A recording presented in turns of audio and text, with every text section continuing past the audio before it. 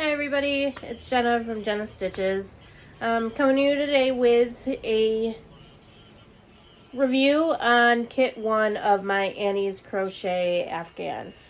So I did show that I got it in the mail last week, and I was able to finish kit 1 this week while I was working. So this is what it will look like when I'm done. That is upside down, sorry. And kit 1 was just this center square right here. And this is what it looks like. So it was in the mailer. I did take it to work with me and work on it all week at work, so it's a little crumpled from being in the mailer, but there it is. And overall, I really enjoyed kit 1, part 1.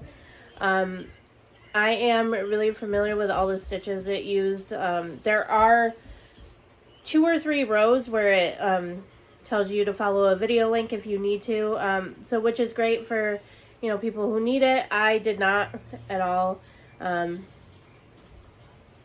If you watch my blanket video I made last week, I make a lot of mandala blankets, which have a lot of these stitches in it. So I really enjoyed making it. And it went really fast. The first kit is 17 rows, so it's not really that big to begin with, but it leaves you with a lot of yarn left over. So there is the light blue. There was only 3 rows of this, so there's quite a bit of this ball left. Quite a bit of the red left, not as much as the blue. There was 5 or 6 rows of the red. Quite a bit of the darker blue. There was 3 rows of that. There's only 2 rows of the peach, so there's a lot of the peach color left.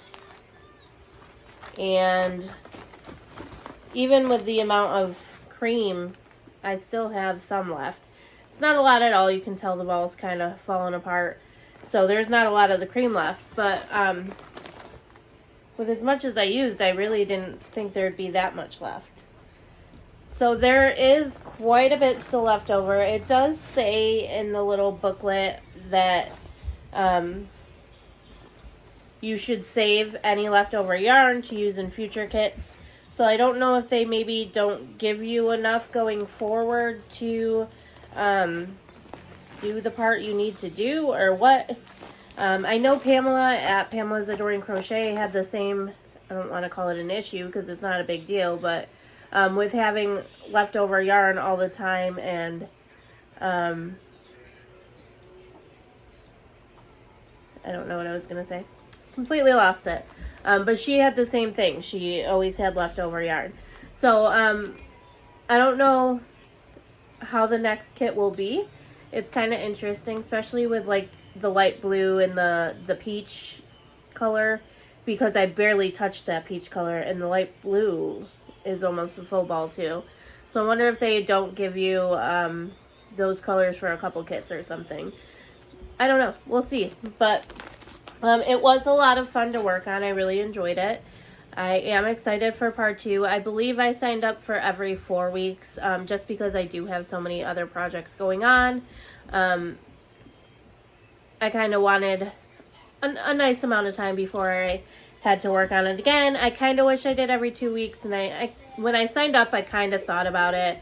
Like, if I do every month, every 4 weeks, I'm going to be done in a couple days and then waiting. But I do have many other projects on the go right now, so being done within a few days is fine. And when I'll get the next one, I'll start working on it as soon as I get it. Sorry about the glare in my glasses. It's always horrible. So that is just a short little review I have on the first kit. It was a lot of fun. Pretty simple stitch patterns. Some of it is a little intricate, and like I said, it does have a few rows where they offer the video tutorial if you're not sure how to do it. There are instructions in the front of the little booklet that say how to do some of the special stitches, which I did use just because, you know, some puff stitches, I think that's what it was, are, you know, 4 loops on the hook, some are 7, some are 9, just all depends on what the pattern calls for. So I did have to look at it for that and just to make sure I was doing it right. I've done so many puff stitches in my life, but I swear I still look at the directions every single time to make sure I do them right. I really like the color combination.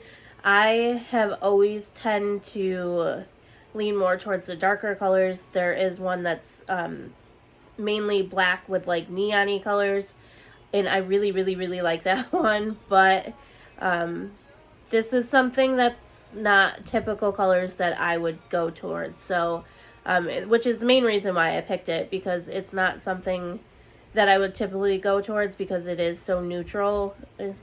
Kind of. But I really, really enjoyed it, and it was a lot of fun to work on. The only thing I kind of questioned, and I looked at this like many, many, many times when I finished it, is if you look, hold on, let me see, the inside of the book is easier to see it. If you look, there's this light blue row, a dark blue row, and then a cream row. Maybe it's not dark blue. Maybe it's just light blue. But, like, here's this cream row, this light blue here, and this cream row there. It looks like it's in this part. And this is where the pattern ended up. So if you compare that to the chart, it's this row right here. So this one and this one is missing. And if you look at the back of it, where they have it like highlighted in purple, it's the same. So that light blue and that cream row are in this one too. So I was a little confused there. I checked the pattern many times to make sure that I didn't miss any rows, but it looks identical to the picture up until this point. And I got to the last row, so it says right there, you're finished. Weave in all your ends. So, I'm not really sure why it's like that. And I'm assuming it's just going to be in kit 2 to continue this. But, I think they could have just done a little bit better on the pattern there. At least the picture, to show where kit 1 would end. Because I was like, what did I mess up? Where are the rest of my instructions? I'm missing at least 2 rows here. But I wasn't. Like, I double, triple checked, and I followed the pattern to a T. Well, not to a T, because there's a lot of mistakes in this, but I, like I said, was working on it while I work, and a lot of times when I work on something while I work, my stitch count gets messed up because I'm, you know, paying attention to what I should be doing at work and not what I'm doing crochet-wise. But I was able to fudge my way through it, and you can't really tell. There's 2 or 3 rows where I was off by like 2 to 3 stitches. I just added them in the next row.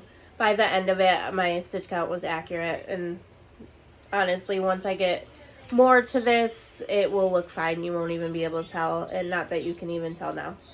The only thing that really bothers me is the pattern has you switch colors, and the typical way you would switch colors. So like if you're doing a double crochet, before you finish it off, you change colors and then pull through all the way. The only issue I had was this right here. The way it had me finish it off and chain up kind of cut the circle with that blue. But again, not really that big of a deal. You can kind of see it in the first row here too with the red. My ends aren't weaved in that well right now. Some of them I was able to crochet over, but the ones down here are kind of just hanging there. So some of that stuff, once I weave them in and make them a little tighter, won't look as noticeable. But I don't think I can fix that. But again, once the whole blanket's done, or a little bit bigger even, it won't be as noticeable as it is now.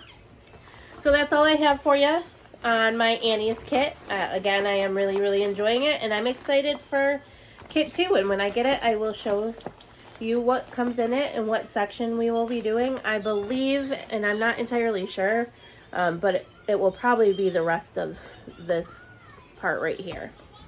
So that is that.